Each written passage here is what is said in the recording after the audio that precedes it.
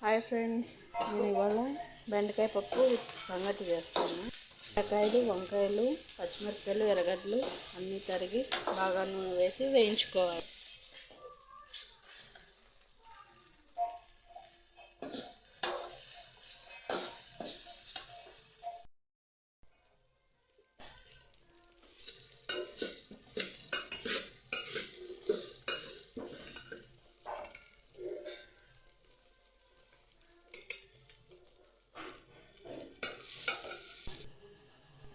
ఇంకోవైపు సంగటికి బియ్యం పెట్టేశాను. టమాటాలు కొద్దిగా వేసుకొని బాగా అవి కూడా బాగా మగ్గనివ్వాలి. వాటర్ లేకుండా మగ్గనివ్వాలి.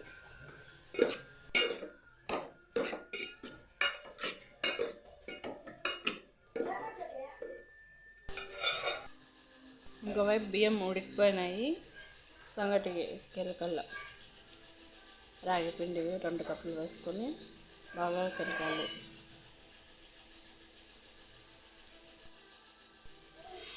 ఇంకోవైపు వాటర్ కొంచెం వేసుకొని కర్రీలోకి మూత పెట్టేసుకోవాలి.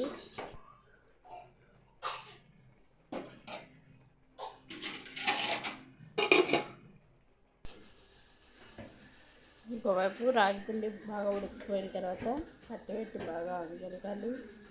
అప్పుడు బాగా ముద్దగా ముద్దకు వస్తుంది. అందరూ పెట్టకూడదు, బాగా గెలకాలి. రౌండ్ తిప్పి గెలికేసి మూత పెట్టేసి పక్కన పెట్టేసుకోవాలి. కాసేపు చిన్న మంట మీద అమ్ముకోవాలి. అది ఇంకో కర్రీకి తెల్లగడ్డ బాగా కచ్చకచ్చగా వేసుకోవాలి.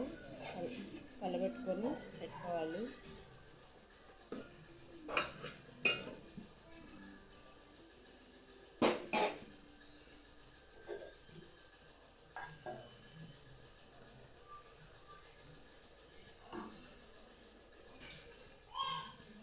ఇంకా కొంచెం వాటర్ వేసుకొని కావాల్సినవి వేసుకోండి. కొంచెం గట్టిగా ఉంటే బాగుంటుంది బెండకాయ పప్పు.